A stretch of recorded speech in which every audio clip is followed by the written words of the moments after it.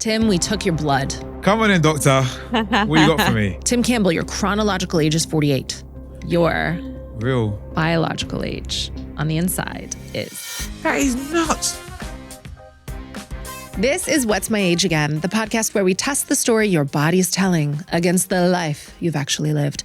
My guest today is Tim Campbell, entrepreneur, investor, MBE, former winner of The Apprentice, Torso of the Week, and now the man sitting beside Lord Alan Sugar in the boardroom, watching others make the mistakes he's already made. Tim's journey has not been a straight line. Oh, Tim. Oh. From his roots in East London to winning the very first series of The Apprentice, as well as business failures, reinventions, and building a career defined by purpose, mentorship, and impact. He's someone who's had to rework success more than once. Now, with his new podcast, reWORKIng, he's digging into exactly that, how we rethink work, leadership, and the systems we build our lives around, and what happens when the old version stops working. So today we're asking, what does a lifetime of pressure, reinvention, and responsibility actually do to your body? And has Tim Campbell learned how to work smarter, not just in business, but in aging itself? Ooh. Welcome to What's My Age Again. Oh my gosh, I feel under pressure already. Yeah, it's a good intro. It's really good. You've achieved a lot in your life. I don't know about a lot. I think I've been okay. I've done all right. My mum will be very happy. She probably wrote the intro for you, right? Yeah, she said it. Shall I do it again in a Jamaican accent and get myself cancelled? She'd be very happy if you did that. Oh, okay. No, we won't cancel you. She'd love you. She'd invite you for rice and peas and you'd be fine. Don't worry about it. And I would eat it. I'm not like the British who are scared of spice. You have it all. I know that. But do you have it all, Tim? So you asked about, do I feel I've been successful? I don't yet. I think I've got lots more to do. Good. And I don't think there's enough time to do it in. So I'm really hoping that you're telling me I'm going to live forever now, right? Maybe. When you say there's not enough time, do you mean that life is short? Yes. So I've been faced with the fragility of life several times, right? So I've lost friends when I was very, very young. A good friend of mine, Ian, passed away actually when he was in Spain. He'd just finished his GCSEs, was about to go and do A-levels. They went to Spain on a trip and unfortunately passed away. He got hit by a car that was driving on the wrong side of the road. And Ian was so full of life. He was so free. But at that young age where mortality hits you in the face, it was quite rapid. And I think that was important for me not to take things for granted. Because you feel when someone tells you you're going to be 40, you feel that's forever, right? But at that point, I realised how important life was. In addition to that, in a similar way, I was diagnosed with cancer, testicular cancer, when I was relatively young. And you know how when that big C hits you in the face, right? Lots of things change, but it was more about prioritising things. And I still think I've got so much to do. Is it true that you went to work or presented awards 2 days after your cancer surgery? Yeah. My wife was like, Tim, you need to rest. I was like, I can't rest. Yeah. How can I rest? I've just been told that I've got a chance to continue life when the doctor told me the word and then everything shut off for a second. And then once you wake up the next day, my reaction to it was, I have to go faster. I have to do more, because if that ever hit me again or anything stopped me from potentially doing what I'd really regret not having done the things that's still on my list. Mm-hmm. So my bucket list gets ticked off continuously, much to the annoyance of my wife and my bank balance. But I think time is precious, right? I was just going to ask you about your wife's reaction to that level of work ethic. Because I know you have a really great relationship and you made a super cute post on Mother's Day about the women in your life who had influenced you. I was missing from it. Even though it was incorporating all mothers. Yeah. I've so you were in there. Quietly cheering you on. There you go. Does she feel that you should slow down? Because I think that you and I, Tim, are not too dissimilar. I have a lot of tabs open in my mind as well. There's a lot that I want to achieve. And from someone who built everything that I have from scratch, I feel that it's almost rude to turn down an opportunity. And I have a partner who says, do less, stay home. Is that what your wife is saying to you? Massive. I think B&J should get together and have a conversation, because from my perspective, I find value in the work that I do. Mm-hmm. And I feel very grateful that I get to do the things I do, right? Sitting on this podcast, going and meeting people, going into rooms I shouldn't really be in, right? Or I could never imagined I would have been in. And I can't take that for granted. But my wife, she's incredibly caring and protective of us as a family. Yeah. And she doesn't want me to burn out or what it is. But she also knows, and I don't know if it's the same for you, if I wasn't doing what I was doing, I wouldn't be happy.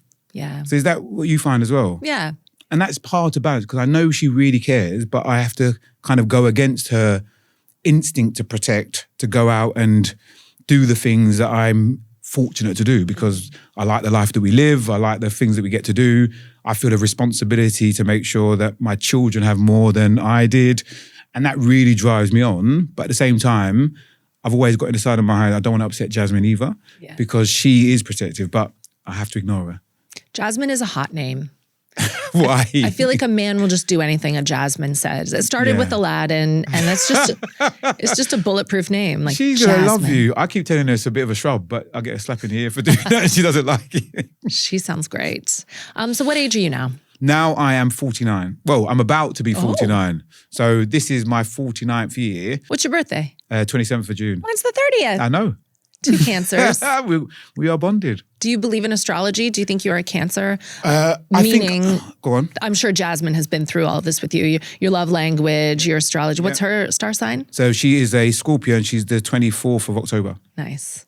She's good. She protects me. Yes. And keeps me straight. Are you sensitive being a Cancer? Like, are you very loving and forgiving, but if something really hurts you, do you bite? Yes. On one hand, I do buy into the generic traits of astrology, right? Yeah. But I think there are lots of people who will be protective and want to love it. Right. But I think as a general stance, I am very, very much a homebody.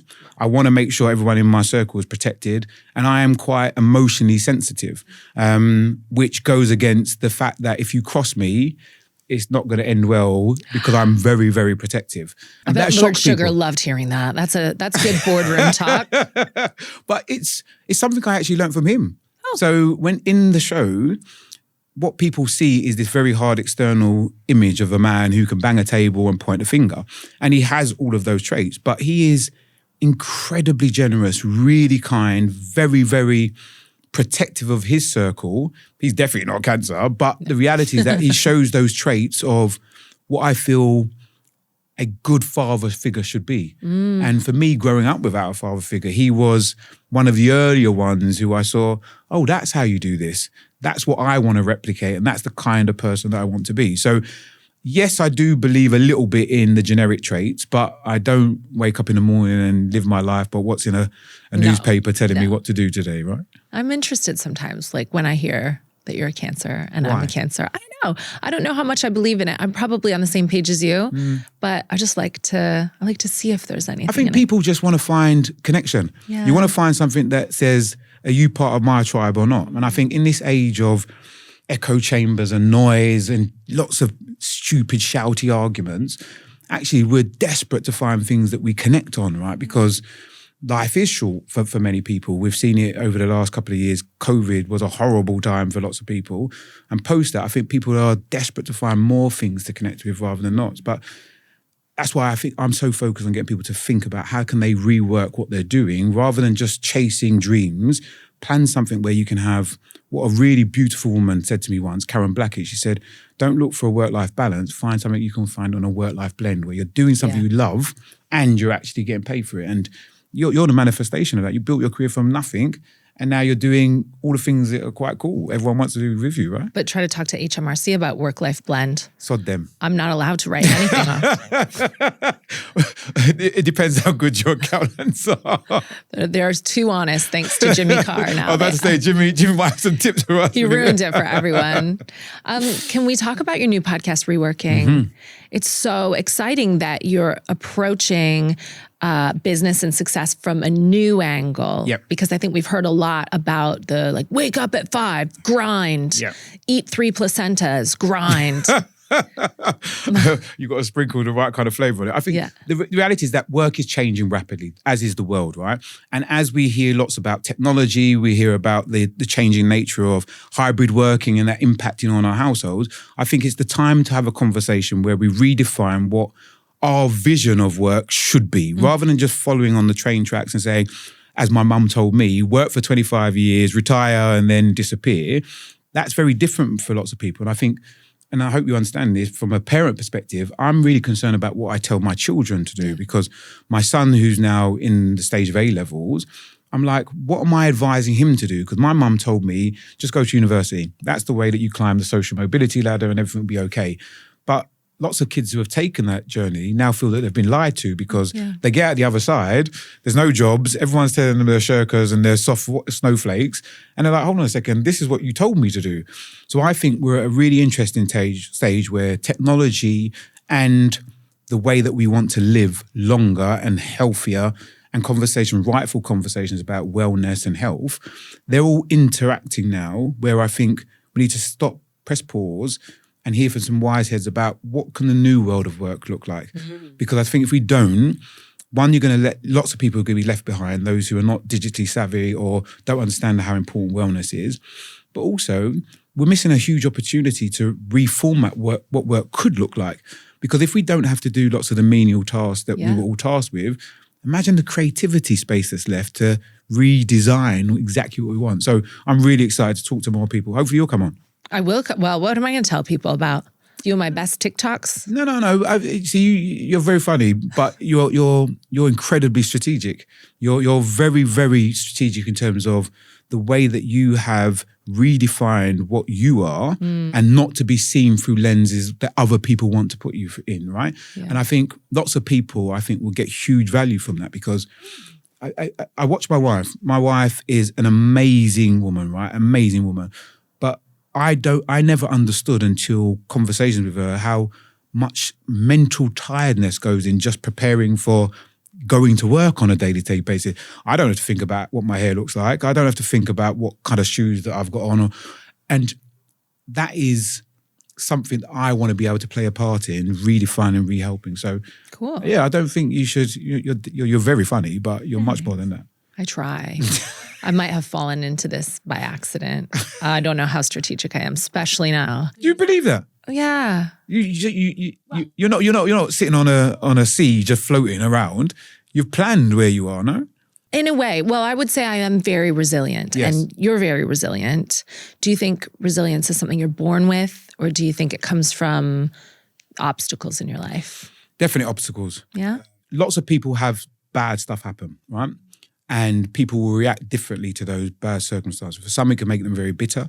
For others, it can make them incredibly strong and want to help other people who have been in similar situations. I think the nurture-nature debate sits side by side in regards to that. I've had a number of difficult scenarios where growing up in a really troubled environment means that I am forever trying to help people be better in whatever situation they are. So at the center of all the myriad of nonsense that I do, it's all about creating platforms where people can do more, be more, and succeed more. Because I never had somebody who could stand in my corner. So I want to be that person for somebody else, right? I always say, if I wasn't here, I'd want lots of uncles and aunties to come around and look after my children. Yeah. And I think you can't ask for help unless you've been in that situation. So I think I've learned resilience because whenever I've been done over, othered, or misdescribed by some people, I've always wanted to say, all right, I'm going to punch you in the nose. That's my kind of reaction to that scenario. Torso of the week. How dare you? Do you know what? When you said that, I was like, why did I agree to do that? It's going to haunt me forever. I'm so glad I grew up in times when social media wasn't prevalent because, but this was one I slipped back in. The torso of the week was interesting. Trying to compete with Usher Raymond was like kind of a hide into nothing, shall we say. But hang on a second, because we'll get back into the resiliency. You beat Usher. I don't know if I beat Usher. I was featured in a Torso of the Week alongside Usher. Did he win Torso of the Week? He won Torso of the Week as well. Oh, you were co-Torsos of the Week? So essentially, I won one of those weeks. And another individual in the 52 weeks of that year was Usher Raymond. But, okay, well, you beat him the week that you won. And he beat you the week I took the mantle that week, yes. Okay. How does this competition, is it only men? It's only men. How do you put yourself forward for Torso of the Week? You have very interesting PR people behind you. Well, you know how these things work, right? No, I think I grew up in an age where being a man was linked to exterior things like muscle and being strong, Yeah. right? And that was a really solid thing of my youth. It was men were fit, you had muscles, you had a six-pack. If you were going carnival, you opened up your shirt and everything. And we thank you for those times. But then again, I think now being the father of a son, Yeah. just like me looking at my daughter and stuff that she's having to face, as I've learned from my wife's eyes, that's not always positive because yes, I used to wake up in the morning and do 100 press-ups and 100 sit-ups, but why was I doing that? And there was a fragility underneath it where I was trying to build something that wasn't actually going to be reinforced by how many press-ups or sit-ups I could do. And I think now as an older man, I don't regret those days because I like the fact that I'm healthy and I can do stuff. But I now want to be recognized or acknowledged for more than the fact that I have muscles. Yeah. Does that make sense? Same. And I think that was a small look into what my wife was trying to explain to me that she as a woman has to deal with. She's trying to redevelop her personality and her massive amounts of skill beyond her physical aesthetics, where men are chasing the physical aesthetics to try and be the leader. So, yes, I was in Tulsa over the week, but yeah, I'd much rather be in a category where I could be in helper of the week. Yeah, but I think Torso of the Week is interesting. It's fun, it's funny, and it shows that you can diversify. And it got me, it took my notice. So, on that note then, Yeah. page 3 then. What's Yeah. your view on page 3? Well, it's tricky because actually now I know women who used to be in the lads mags and they would capitalize on a structure that was not designed by them. Value was assigned by men to certain attributes that they held at the time. And I think as a young woman, especially at that time, when we had girl bands and America's Next Top Model and really toxic messaging, I don't blame them. I think that I myself would capitalize on whatever I had that was of value in that culture. But now these women are doing, some of them, lingerie campaigns that are more for the female gaze and they're more empowered. And so I think they have noticed a real change from being like, oh, this is about me now and my empowerment. And that was about men commodifying who I was. I agree. You look at Kelly Brook and others who have done similar things, right? But I think for the male perspective, it feeds into this thing that you can only be defined by how strong you are. And if you don't feel you fit into that, and that whole genre of male masculinity being purported as the strong, the abs, the fact that you can be bigger or stronger than everybody else, I think that potentially has elements to be quite toxic. Oh, yeah. And I think there needs to be a sensible balance. So the reason I liked Torso of the Week, it allowed me to explain why being a solid torso, as defined by the magazine, was important to me. And it was more so about being healthy, which allowed me to go off and then work for longer hours to make sure I could go and play football with my kids and do all the stuff that I wanted to. So it was less about a vanity thing, which I think was what the platform was intended for, and more about, okay, what sits behind those things. Whereas Usher's caption was, you made me want to leave the one I'm with, start a new relationship. And see, look at this multifaceted. You're a polymath. You're singing now. The career's coming out, isn't it? I have been asked repeatedly not to sing. So what does being a man today look like as a very successful businessman, as a father, as a husband? I think it means more grey hairs. I worry more now. Younger Tim had an abandonment. I would go off and do whatever I wanted, whenever I wanted to do it, because I had no fear. As? Like applying for The Apprentice. Women? Yes, early days. Jasmine, I love you now. Let me be clear, there was a time before you. Yeah. But essentially, I fed into all the things which was how many, I was going to be acknowledged for how many people I could be with, rather than the depth or the value of those relationships. It was more about the numbers. And you can be forgiven for that, weren't you? No, it's not that I'm seeking forgiveness. I'm very aware that my honesty is important, because it's more so I'm still reflecting on that now. I know you talk passionately about this. I honestly believe that counselling and therapy is very, very important, right? And having gone on a whole therapeutic journey where it's uncapped some really interesting things about from my childhood to where I am now. We're all little children in big bodies, right? I know I was seeking lots of relationships to fill a hole of not feeling love. Growing up in an environment where love was a luxury because mum, looking after us as a single parent, we understand that story. She didn't have the luxury of stopping just to express love as I probably needed it then, because she's like, you got a roof over your head and food on your table. That didn't mean she loved us any less. She just knew that she had to be careful how she loved, because she had to reserve the energy to make sure she got up and did 3 jobs and dealt with all the crap that was outside, including people physically abusing her and mentally abusing her with words, because the times are very different, right? But at the same time, as a young man, not being able to protect her or to support her, I grew up wanting to make sure that I could be defined as a man by what I felt were the images, which were go out and be attractive to the opposite sex, go out and be the cool kid in the middle of the parties. And with 2 left feet, that was quite hard to do, but I made my way through. And I did random things like I was a DJ. I used to run around playing music forever. Like, fun. Music is I love music. But once again, I did it because of the attention that I was seeking. Yeah. So a big part of me is always going to be the kid that's trying to please his mum.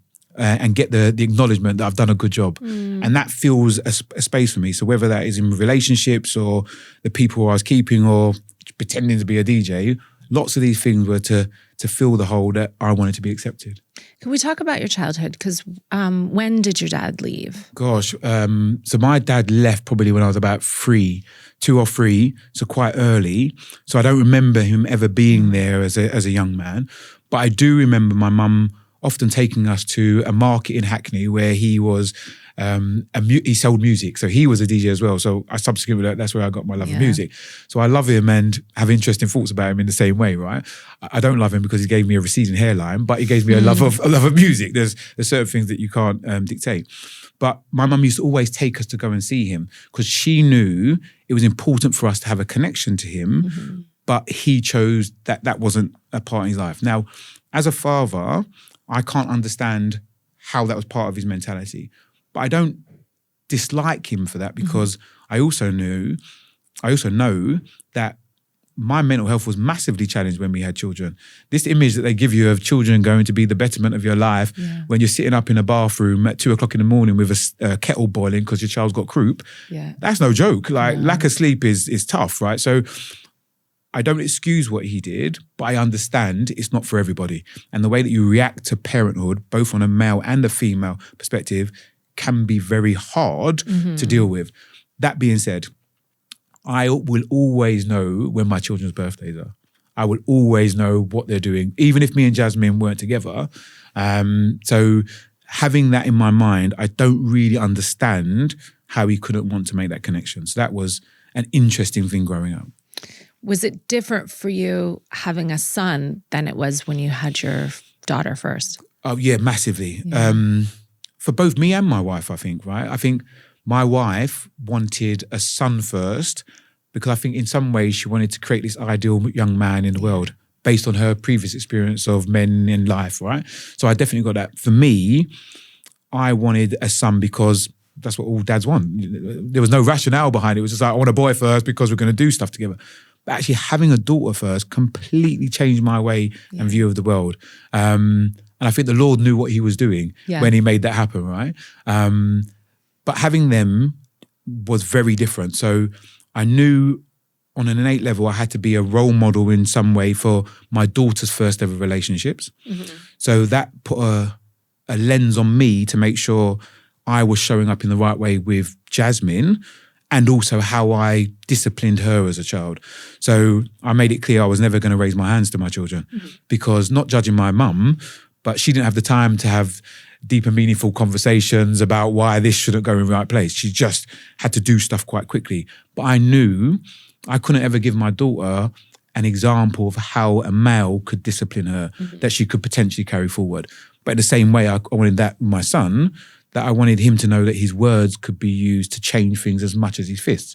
So they changed me in different ways, but by both of those experiences, I had to think about my stance as a man, not just as a parent, but more so as a man, and how it would show up for them in terms of what they saw as good examples. Do you think that parenting your son specifically was therapeutic in undoing some of the missing relationship that you had with your dad? I don't don't know. I've never thought about it. I only ask because my husband lost his dad in a different way. And then he found it a real surprise to become a dad to a son. Yeah. And then he didn't foresee the things that might be lacking, the things that might be confused, the things that might be missing because he didn't have that example. And I think we parent ourselves all the time, maybe, but I loved that I was able to give my husband a son and that worked out a lot of those issues. Wow. That's really powerful. I think for me, it was more so, I didn't think about it as a replacement or to try to fix anything that I'd had because my mum she is amazing. Like, I've never felt or sat down and said, I wish I had a dad around. So I got to go to all the football matches, the karate tournaments. My mum, like, she broke up. I don't know how she did it. Because I sit there and I feel guilty for complaining. I'm like, Jazz, there's two of us. Yeah. And both of our parents did it by themselves. Like, how did that happen, right? But I think for my son, it wasn't so much I wanted a relationship that I could fix what I had. And I'm not assuming that's what you were saying, but it was more so, I just wanted to take it on face value. Yeah. I'd got great examples of what I didn't want. So I worked from the premise, like I do with regards to business. If I see somebody doing something really bad, that gives me a cue of what not to do. So that's fine. I know I don't want to do it like that because I know the relationship or the impact on relationships they can have. So I think when I had my son, just like my daughter actually, I just had great examples of what I didn't want to do with my children. And that wasn't always positive because I think, I already mentioned it, I wanted to give all my children all the things I didn't have. But I think sometimes that's a bad thing because I think I've created this softer environment for them where they haven't got the same grit that we had, but at the same time, they're not in the same places that I grew up. So do they need it? It's debatable. I think they will need grit, and I am in the same position with my children. They just need it in a different way. It sounds like your new podcast, reWORKIng, is addressing that. New forms of doing business, new ideas about how to integrate technology. Does technology at age almost 49, is that something that makes you feel old, or are you up on it? No, I'm obsessed. Yeah? So yeah, absolutely obsessed. I have the most neuro-spicy household ever. Okay. We have dyslexia, we've got autism, we've got everything, ADHD, and these are all diagnosed. It's not just cool things that we just woke up in the morning. They're all diagnosed, right? And I'm the only one not diagnosed in my household. And my wife was like, Tim, why don't you take the test? So I was like, I don't think I need to. It doesn't do anything for me. And what does do stuff for me is how I manage, how I work best. And the reason why I think reWORKIng is a really interesting conversation at the moment is that I'm trying to find the way that people can work best. Because if I get the best out of people I employ or the best out of people I work with or the best out of the relationships I have, I'm going to be better. So this is an altruistic kind of view of leadership, which says lead with kindness around how you can facilitate better conversations, better relationships first. And technology allows me to do that because like you, I've got like 20 million tabs open at any one time, right? Sitting here having a conversation with you, I'm thinking, how do I get to my next meeting? How do I make sure I've done this? What's that? Constantly going off in my head. And I've learned to deal with that. And I now know with technology, I could deal with it even better. So what do you use? So lots of the LLMs. So I don't even know what an LLM is. Yes, you do, because if you chat GPT. Oh, I use Gemini. Gemini, okay. Gemini, Claude, all of these ones, they're all large language models, right? Large language model, So it's an LLM, sorry. Yeah, you have to talk slow for the old lady. You're not old, come on, please. LLM. Biologically, I'm 77. Anyway, just to give you a preview of how bad this could go. If this goes bad, I'm tipping over the table. Okay, the studio's getting trashed. It's not happening, right? So let's just make sure it's on a nice side. Right. So language. Large language models. So technology allows me to process all the myriad of things going in my head and deal with them. Because before, I'd have to have notepads or texts to myself, and then I'd lose the text, and then I'd have to start again. It's like, oh, what's happening here? Okay, walk me through an example of how, if I've got 50 tabs open, I'm Tim Campbell, I'm starting my day, torso of the week, businessman, MBE, entrepreneur. My big ears, but go on. How am I opening Gemini, Claude, ChatGPT? Do you have a preference? And then what do you do? So what I think the LLMs do for me is that I can have an idea and actually then take it full circle for execution, or at least testing if it's a viable one. Because at any one moment, I'm thinking of a new jeans range that has a bit of lycra in the right place that will fit people better. And then thinking of how can we make sure that people's time efficiency is better used by X. These all ideas start competing with space. And if I can use a large language model or other piece of technology to firstly capture, so I know I can come back to it, get some feedback on it to see if anyone else has done it, has it been working well, and then have a plan of what steps to take in order to take it forward, that helps me to manage my anxiety levels. Because the problem I have is that people-pleasing Tim, who's still trying to get rice and peas from his mum, is very afraid of letting people down. And as a result, all of these ideas going off in one, I'm like, well, I've started this, I need to finish it. I haven't finished it. Oh no, that's bad.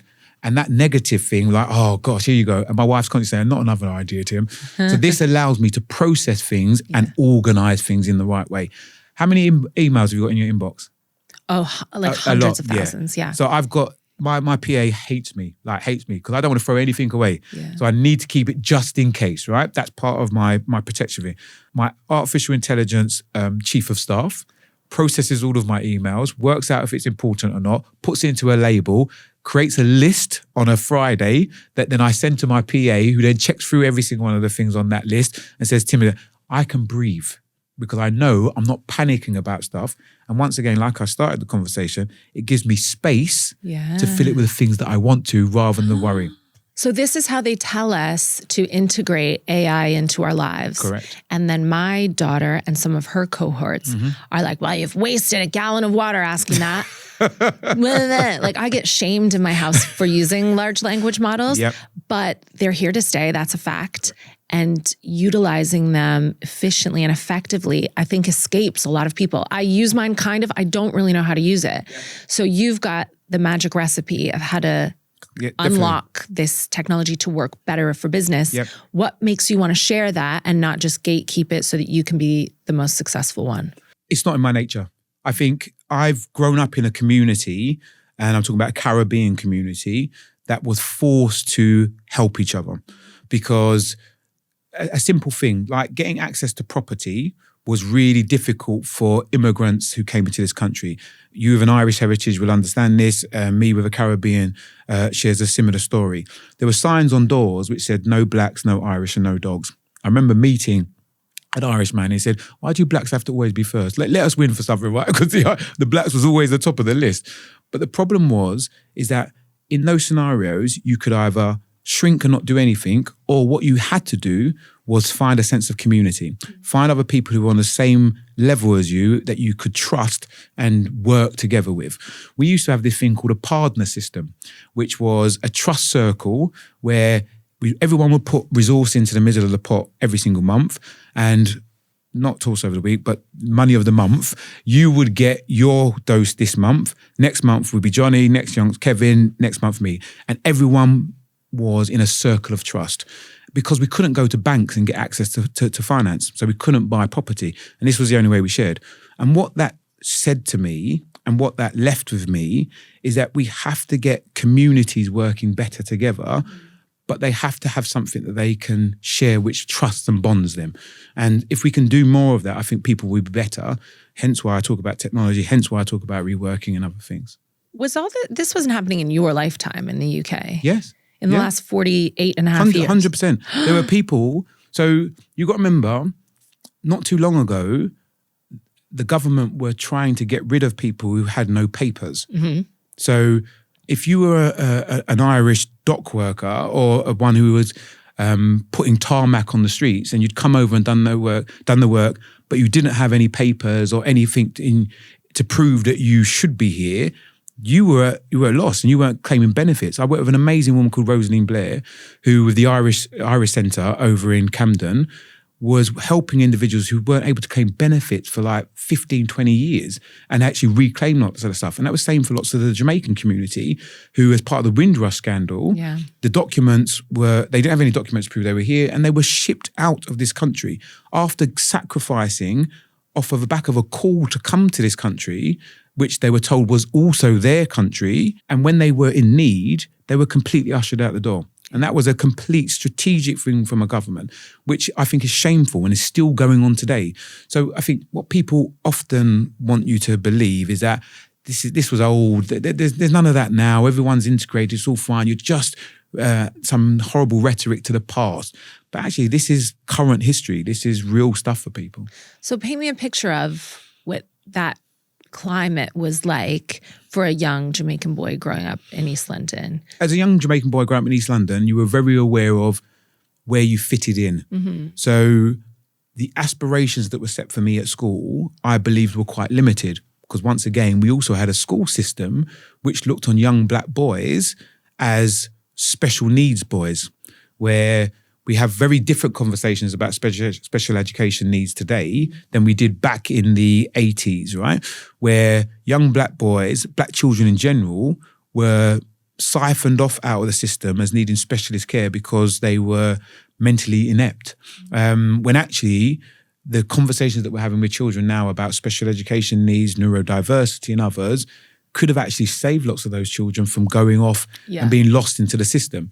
So growing up in an environment where the conversation led from my household, which said, you must work twice as hard as your white counterparts. Don't get scared, it's not that kind of thing, right? But essentially, that's what we were told, was a multifaceted thing. On one level, it prepared you. So we talked about resilience. You got very resilient really quickly because you had to fight for your place, literally in some situations, against some of the negative rhetoric that was out there. But also, inadvertently, it made you really question about the strength of your melanated skin, which you had no control over. And I asked myself the question like, why do I have to work twice as hard as everybody else? Who wrote that rule? Like, why should it be the case? I'm just like everybody else, because we've seen our kids play with each other, not our kids, but with other children. They don't care about that. They're like, who's got the best toy? Like who's going to help me win at this particular thing? But we have separated them based on the melanated skin that they have. And as a young man, I resented that. Yeah. I really resented that. I didn't think it was fair. I have a massive thing about fairness. That's another neurodiversity symptom, yeah. 100%, right? So the social injustice of it really propelled me to want to go and protect those who had suffered as a result of it. So as a young man, lots of the things I do now are formed from that very early stage. Seeing people othered for nothing, seeing people not reach their full potential. And me, lucky Tim, literally lucky Tim, managed to get through and use his mouth wisely to talk himself in and out of situations. I wanted to make sure that I could help other people do that who didn't have that skill or ability or fortune. That's so great. And that's what you got the MBE for, is empowering the next generation, helping? I didn't believe I deserved an MBE because I think the recognition of the work that we did was because I led it. It's because I led it. I was the one who took the risk at the beginning and started up the thing. Fantastic. But I had an amazing team of people who are much more clever than I ever am or will be, who helped me to get that forward. So I collected on their behalf. But what I really collected it on is I collected on my mum's behalf, because taking her to the palace, I kind of was like blasé, like, go for a day. Mum, do you want to come? She was ecstatic. My wife came with me. Seeing my mum cry on that day, because for her, as somebody who'd been called over to this country, had to suffer all of that racial abuse, work so hard, sacrifice, never riding a bike or doing all these lovely things as she wanted to do and making sure we got to do all those things. For her, it wasn't about enterprise culture, which I was getting celebrated for. It was for her that she'd made the right choices and she hadn't failed as a mother. And as a parent, I totally got that. And it broke me. It really broke me to see her so happy and proud. But it was more so that she'd made the right sacrifices and they were worth it, because she made a lot of them. I feel like I obviously can't speak to the Black experience in this country, but one of the things this test does is measures levels of inflammation. Ooh.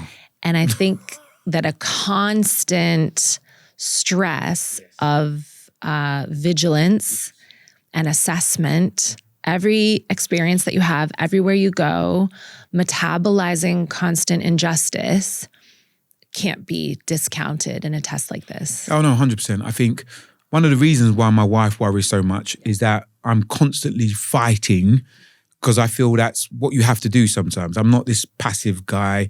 I use nice language because it disarms people, but I am quite aggressive in the way that I want to change the societies that we live in. For everybody, not just for black people, but for everybody, because I think the reality is that people are people, and the difference is really about class rather than anything else. And people will have you believe it's about other things, but it is about that. But what my wife worries about is things like blood pressure, cortisol, all these stress elements, and what is that doing to me, and what's the cost of doing good stuff on the things that she cares about most, which is our relationship and our ability to be together. And I get it. Having some of those medical conditions, having relatively high blood pressure. Do you? Yeah, big thing in the black community. I like my food spiced with lots of different stuff, and that may not be the right thing for my blood pressure, but I have it under control. We talk about generational curses and breaking those trends. One of the things we need to do is break the health trends as well, because I'm wearing this badge not by accident, but prostate cancer, big thing within the black community. Black men, massive. Black men are twice as likely to get than our white counterparts. No one knows why. Have you asked a large language model this question? 100%. I've asked what we could do around getting a test on the record. The challenge is, unlike mammograms and other things, it's not as easy to identify prostate cancer in men without certain tests, which are not cost effective to run on a large scale. So men get PSA tests, but they can do false negatives and other bits and bobs, right? And doctor will tell us more about this later, hopefully, if I've got anything wrong. But my understanding is that the test can't give enough positive outcomes to justify doing it on the grand scale it needs to without some more refinement. But I think we need to do much more around getting that onto the thing, because for men, it's the equivalent of breast cancer. It's the biggest killer for men, as blood pressure is for all humans. Blood pressure is a massive issue for men, but prostate cancer is the big thing for men. And black men, particularly black and brown men, are twice as likely to die from prostate cancer than anybody else. So what made you go to the doctor? Have you always been someone who will advocate for health? Because I think also men don't go to the doctor. And we've spoken about masculinity in this conversation. Was it your wife who pushed you to go? Or so you need to have a wife to survive. Listen, and you need to be torso of the week to get a wife. You don't. That's the whole point. No, but it's no accident that the stats say that married men are happier than married women, right? Because we get so much benefits from it. There are so many benefits that we pull out of it. But the reality is my wife did nag me to go and get tested, because I was sitting there like, I'm feeling a bit tired. If I go and get tested, no, I'm all right, I'll just plod on, because there's some innate reward of going against the odds and just pushing through, which is just nonsense. It's stupid, right? But my wife did nag me. It led to the diagnosis, and thankfully we got sorted with regards to the cancer. But I know so many women who are involved in their men's lives around getting them checked and staying healthy. So that's why I wanted to always have a campaign which said, yes, we need the medical references. Yes, we need to target men and their peer groups, but we definitely need to talk to all the women in their lives, because you, for the beginning of time, have had regular checks about your health, whether you're going for a smear test, whether you're going for your mammograms. All of these things are built into the female existence. Annoyingly so, as my wife tells me, but the reality is she knows where she is at any one given time. That's not the case for men. We're allowed to just sit back and take it as we want, when actually maybe we should be forced to go and get the checks. And for men who are over 40 or 45, that is now one of the things we're really trying to advocate. Now that you are over 40 and you have bounced back from cancer and you have high blood pressure and some really quite serious things, what do you predict your biological age will be today? My ego tells me you're going to come and tell me that I'm your fittest guest that you've ever had on the thing. The reality is that it's probably going to come back and it said, Tim, you're probably 59, 60 plus because you're doing too much. Do you think you're doing too much?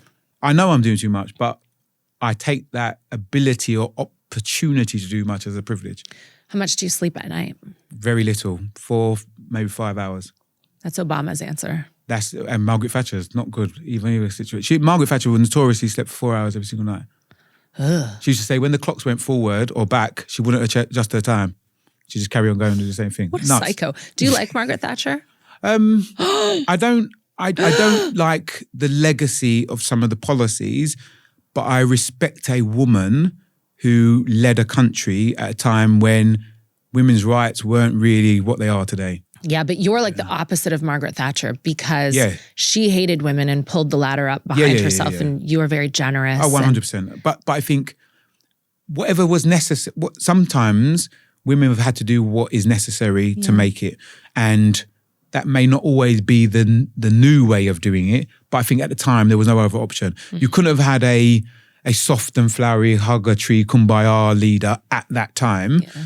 And I think the legacies of some of the policies and other things have been seen in the light of day to day. But you still have to respect a woman who led from the front, wasn't given permission by her husband, all these other stuff that women still do today or have to fight against today. That in isolation, great conversation. Political with a bigger P, another one. Yeah. And we welcome all your listeners from the Northeast. Who will not be burning the show after that. It's all right. But I like that you can hold two things to be true.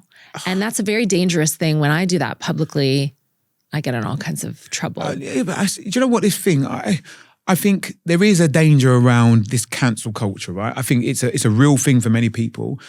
But one, I don't make my money from being popular. So, okay, if that's going to happen, fine. But I want people to have more debates because that's exactly what they don't want us to do. You and I should be able to have very different opinions, but sit in a room and have a conversation, right? I am very binary in my views. I know what I believe and I know what I don't. But if someone shows me something that I didn't realize, I'm also emotionally intelligent enough to know, well, actually there's space for something else in there. And I'm now enriched because of that conversation. I supported a charity, I still do, called Speak Out. It's by Jack Petchey Foundation, right? They encourage young people to publicly debate and talk about subjects which really mean something to them. So whatever is resonating for you at this time, you are forced to speak in front of an audience and tell people about it. You have to do the research, put an argument together and go from there. And I think that is multifaceted a good thing because one, it gives people the confidence talking over spaces. One of the biggest things important. We get paid a lot of money to do this kind of stuff, so that makes sense. But also, it informs other people about a different point of view, and you have to make sure your argument is well rehearsed and researched in order to stand up to criticism. And one of the things I really am conscious of as a parent is not shielding my children from criticism or the fact that they might be wrong or not understand everything, because believe me, my children think they know everything, but the reality is that they don't. So I think we've got to get rid of these echo chambers and have more places where we can have discourse, which is not an algorithm repeating or reinforcing the thing that we already believed. Physically, what are you doing to offset this high blood pressure and this age almost 49? Do you eat well? Do you exercise? I exercise a lot. So I get the good bits out of the way first. So I do a lot of martial arts against very fit 20-year-olds. So I'm quite physically active. So that's quite good. Does martial arts also have sort of meditation in it and breathing and 100%. stuff? Yeah. So that part never gets enough light, I think. But the ability to be calm under pressure is a big aspect of most of the martial arts that I've been able to do. Very good. So whether it's Muay Thai or Brazilian Jiu-Jitsu, most recently with the team at Inglorious Grapplers, the big thing you actually learn is puzzle solving. So if something's presenting you with a puzzle, what can you do with it? And if you're under stress, just breathe. Just breathe, which is a good thing in life, right? So whenever I go to do something like this and I get really nervous before, I can calm and go into it okay. What I don't do so well is eat well. I'm a terrible snacker. Okay, what kind of snacks? Oh, crisps. Fine. Crisps, no, it's not fine. Well, your mother, you've come to this country, you have to eat the national dish. That would be fish and chips. But yeah, I know you love a crisp. I love a crisp. So I'll open 3 packets at the same time and so I have the variety. It's terrible. You're a very successful man. Treat yourself. Yeah, but what are your favorite flavors? Monster Munch beef, cheese and onion, the McCoys. Yeah. It was Twisters, Cheetos, the flaming hot ones. Oh yes, and they leave your fingers. Oh, it's got a lot of E numbers. A lot of salt. Too much salt for my blood pressure. I think you've chosen the worst 3. Pringles is the only one that could probably beat it. Okay, and then what do you eat when so you're I feel eating? better. You see, I just did that. The cognitive dissonance of that is amazing, right? What do you eat? Not Pringles. Moving on. I'm okay. What's the good stuff that you eat? So I love vegetables. So Perfect. in terms of the plate, I will love broccoli, corn, which black man doesn't like corn. I have loads of that. Spinach, all the healthy green stuff. I'm really quite good at, actually. So that's okay. And growing up, was your mother cooking Jamaican food? Oh, massively. Yeah. So we would get anything from jerk chicken, curry goat. We'd have lots of cakes, which were unfortunately fruit soaked in alcohol for 20 million years, liquidized, Wow. and then done out there. Most moist, beautiful cakes you'd ever have, right? But maybe not great for the alcohol content. So we had a variety of dishes, but they were very intensely flavored and sometimes quite high in salt. Salt. Salt's the killer, isn't it? It's horrible. Well, you know, chefs, when they say seasoned, they mean salt. That's right. I did a cooking show. They're like, season that. And I thought, with what? It just means salt. Yeah. But I do like spice. You've got a lot of really healthy spices Yeah. too. Give me a Scotch bonnet pepper and I can make magic happen. You can have just maybe an extra one of those and less salt. Okay. All right. After everything we've discussed. Yes. Are you feeling more positive about what your result's going to be or more negative? I just feel you've led me into a nice little safe place and now you're going to punch me in the nose. Well, not now that I know about your martial arts. I think we should invite our resident scientist, Dr. Nicola Conlon, and reveal the results of your biological age. Okay, let's do it.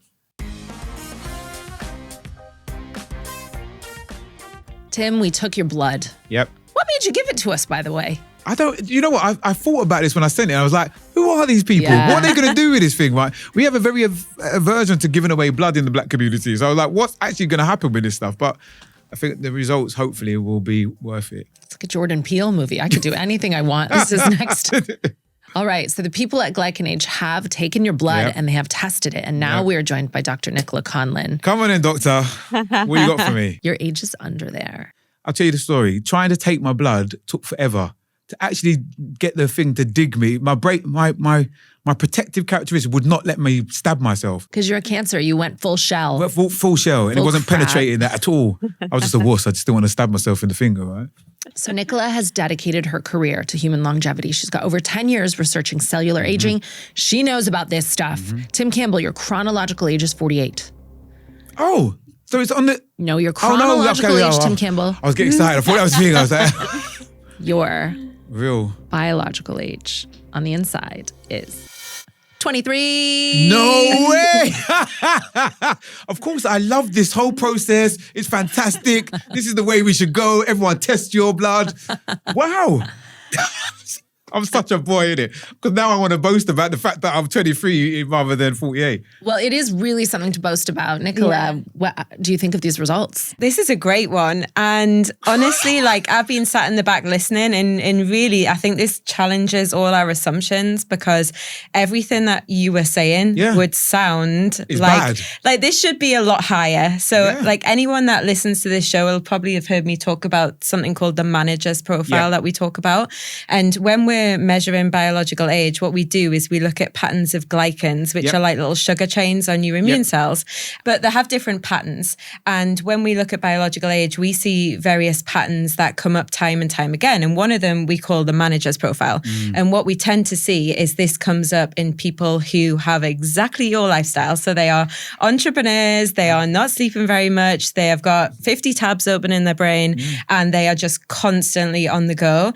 And usually that would be associated with having more inflammation, which would then increase biological age. But we don't see that in you. And I think for me, the theme that came up time and time again was this idea of resilience. So I think it's really important to acknowledge that, yes, we can have stressful lives, but it's really how we deal with that stress. And I liked what you were talking about, you know, that work-life blend and really trying to hone in on that, because I think that a lifestyle like yours could drive a lot of anxiety.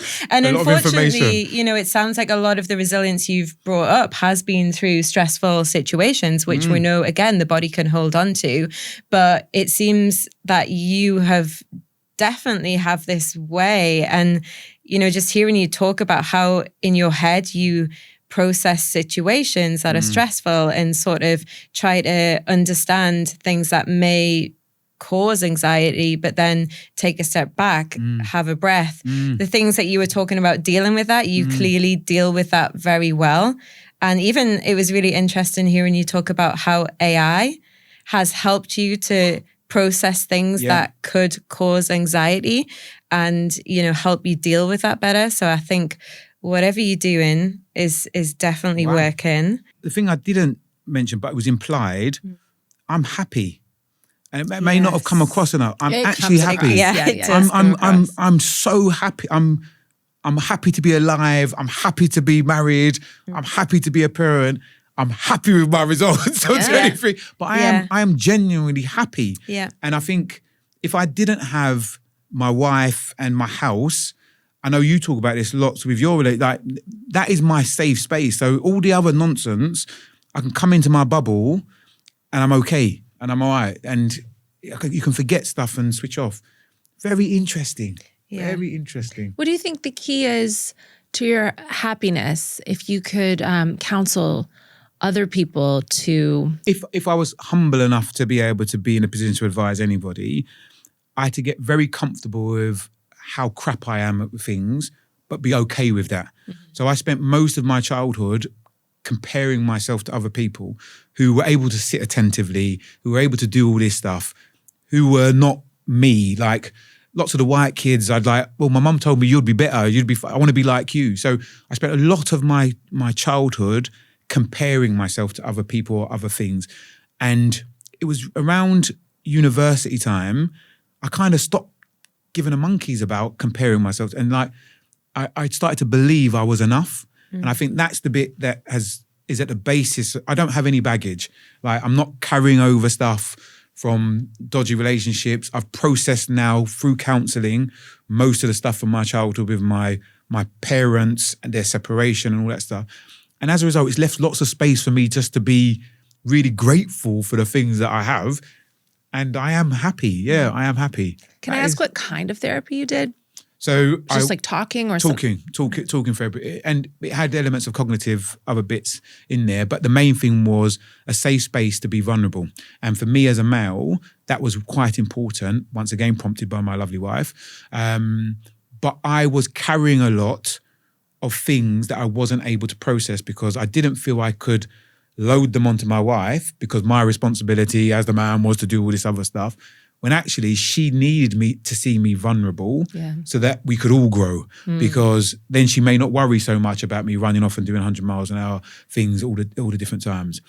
And as a result of the therapy guiding me, as most therapy does, to come up with the answers that were right for me, I was able to show up as a different person in my house, in my relationship, at work.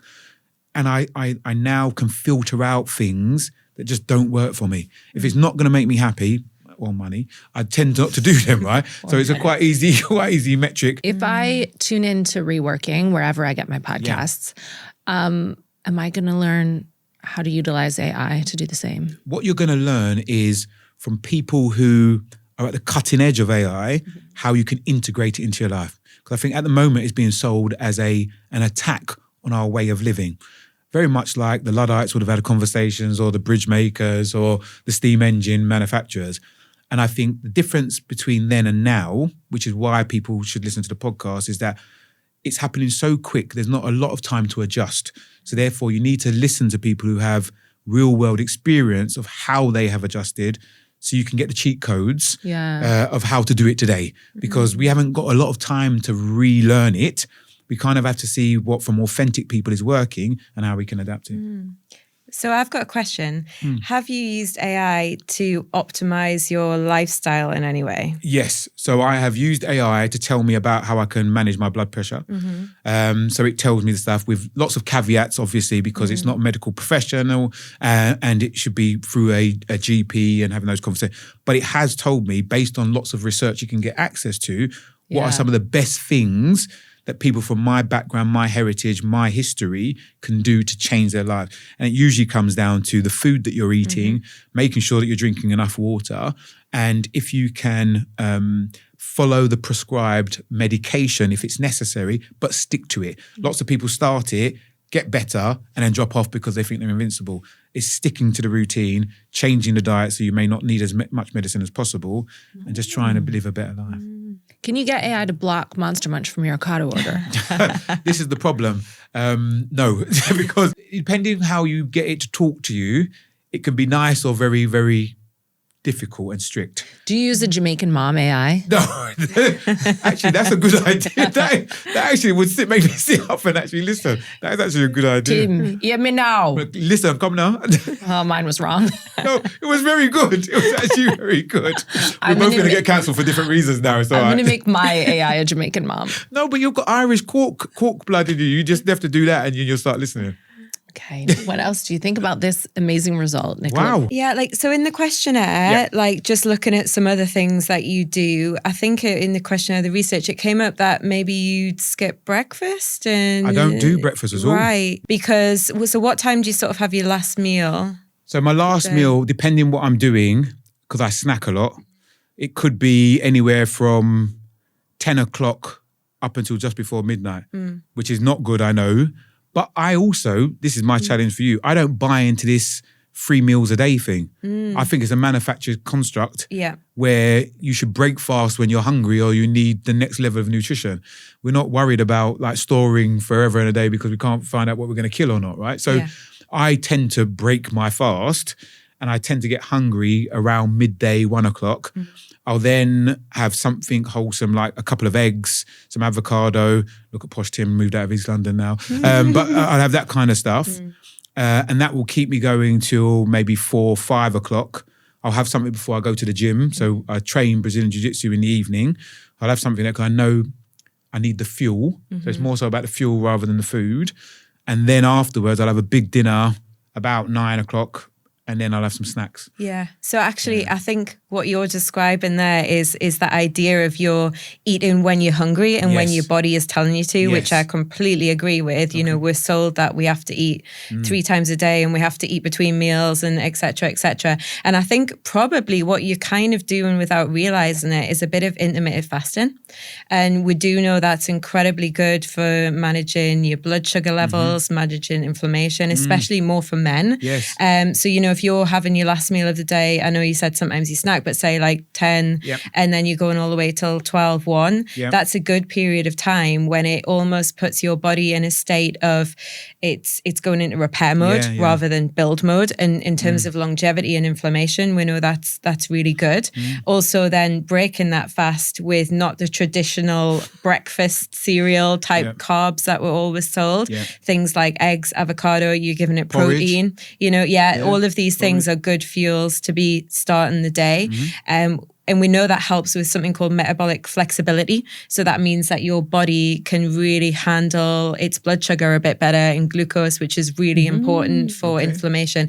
So I think without even realizing, you're quite in tune with your body and your biology and almost harnessing that in a way that's really beneficial. And it's probably having some benefit at the cellular level that you probably didn't realize. Not at all. So, I'm so shocked. I really thought you were going to tell me like it was off the scale and I was really biologically old. There's hope for us. Yeah, there's hope. There's hope. But because I would eat a whole packet of Haribos in a second. Like consume them. My dentist loves me because I've made him rich. It's ridiculous. I've got implants like you wouldn't believe because I love sweet stuff. But I'll then go off and eat fruit for a bit and not have anything afterwards, right? So maybe there's a bit of balance in there. Yeah. Please, children, don't eat sweets. No, I'm not don't. condoning this behaviour. Unless you can, and then do. And then do. We're also going to give you that cake. I'll consume it. That's the joke. Eat it in the cab I will actually eat it. on the way to your meetings. That is nuts. Maybe because of how busy you are and the way your mind works, your body just burns sugar in a different way really fast. So before I had the blood pressure stuff, maybe that is the case, but before I had quite high cholesterol. So I had to really manage that as well after the blood pressure stuff. And I've got like cholesterol rings around my eyes. So I had the eye exams and I've had every MRI, you name it. Like, yeah, that's good to do too. Or go and get the stuff done if you can afford it. Invest in some private medical care if you can. But the rings around my eyes were a real concern because I thought I was getting cataracts or stuff. But the cholesterol levels can make you have rings around your eyes, which I didn't know. I never knew that was the case. So lots of those things shocked me into changing my lifestyle ever since, but having some balance. but I'll still consume a packet of Haribos. But knowing the cognitive dissonance is I went to the gym today and I train 4 times a week, or do you see what I mean? So it's that balance that don't follow me. Just follow the doctor. Follow the doctor. Will this result propel you to compete once more for Torso of the Week? Never again. Never again. Because it's a bit creepy now that you're so young. Listen, no one can tell me anything now. I'm just like, I'm going to hold up 23. I'm going to get T-shirts printed with 23. You're younger than you were when you won The Apprentice in 2005. That is very true. That is very true. Are you going to go into The Apprentice now with a pep in your step? Another one. They're going to have to Vaseline dolls to get me through. My head will be so big now. You love sugar so much, you're working for the king of it. Yeah. That is a relief because I was anxious about it beforehand. Yeah. Who's the youngest? Look at my brain. You're one of the youngest. Mm-hmm. The Seriously? youngest we've ever had is 20. Wow. And that person was not 49. Wow. 48 and a half. Sorry. Okay. I'll have that. Is this going to change how you live your life? I think the negative thing is that I respond quite well to consequences. Oh. So actually, this may have given me permission to do some more naughty stuff, which is not wise. Ketamine? I hate needles. so I'm worried that I will have more confidence because I've got data. I love data. Mm-hmm. And my wife is a good encourager of habits, not a nagger, a encourager of habits. And if I have a T-shirt with 23 on it, I could do whatever I want now. That's the problem. But this can change. Okay. So you got to maintain it now. Okay. That's the challenge. There's a caveat. Okay, cool. Well, I look forward to listening to your new podcast, Thank you reWORKIng. I look forward to inviting you on it. Oh, yeah. I'm going to teach everybody how to be a Hooters girl. You may be our biggest case study in terms of actually reworking the way that you use AI in your life. Oh, yeah. Well, yes. Have me as the last guest once I listen to all the episodes and I rework my life. And I look forward to seeing you counseling everyone, mentoring rather, on The Apprentice. Mm. And thank you for being such an incredible guest today with a very low biological age, Tim Campbell. Thank you very much for having me. That was Tim Campbell, revitalizing my life with knowledge of AI once I listened to his podcast, and mentoring so many future entrepreneurs and business people on The Apprentice. Loves sugar, loves Lord Sugar. I hope that you enjoyed that episode of What's My Age Again. You too could have a biological age of 23 if you do jiu-jitsu, probably. If not, please keep listening and you'll find your answer wherever you get your podcasts. Please like and subscribe to What's My Age Again.